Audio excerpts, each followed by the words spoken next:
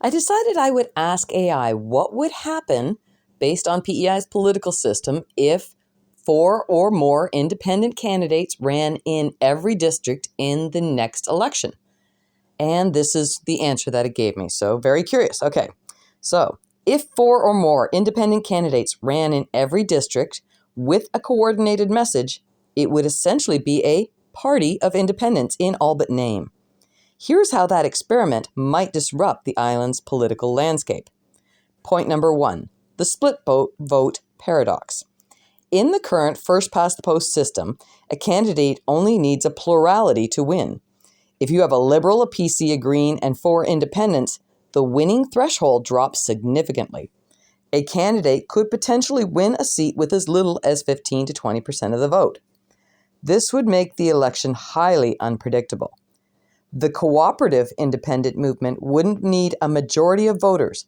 They would just need to be the largest single group in a fragmented field. Point number 2, breaking the patronage cycle. As discussed before, the duopoly was built on the spoils of the system. Editor's note, I had asked AI about PEI's political history, and it said the most salient point was the corruption and political system between the duopoly, which allowed the spoils of war basically to be split and handed back and forth. So anyways, back to the point. Breaking the patronage cycle, point number 2. As we discussed, the duopoly was built on the spoils system.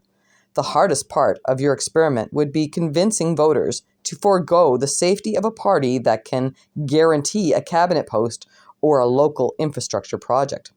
However, a coordinated awareness campaign focused on consensus government, like those used in Nunavut and the Northwest Territories, could flip the script. If the campaign successfully argues that an independent MLA is more accountable to the district than to a party leader in Charlottetown, it could appeal to the island's strong sense of local community.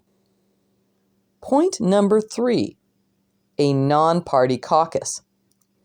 If, say, 10 of these independent candidates were elected, PEI would face a constitutional novelty. Since no party would have a majority, these independents would hold the balance of power.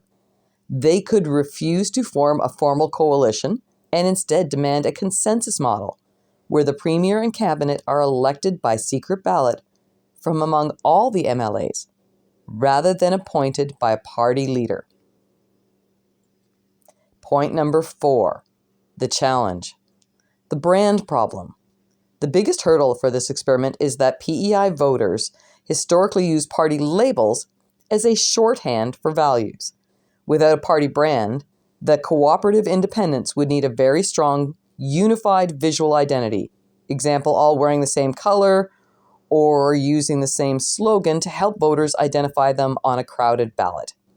If your experiment succeeded, PEI would move forward toward a model similar to the North. The wild card factor. The most likely outcome of the 4 independents running in every district without this cooperative campaign could be a landslide victory for whichever major party has the most loyal base, as the independent votes would simply cancel each other out. The coordination and education aspects of your experiment are what make a potential game changer. Do you think Islanders would be more attracted to the accountability of an independent candidate, or would they fear losing a seat at the cabinet table and keep them loyal to the big parties? That's the end of the AI analysis. What do you think?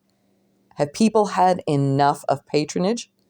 Are they ready to move to accountable, transparent, honest government?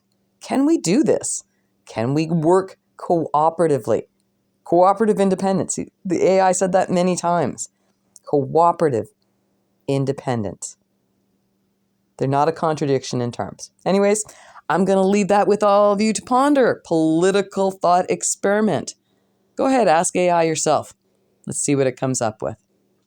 Take care, good people. Love you all. Thank you so much for listening. Bye.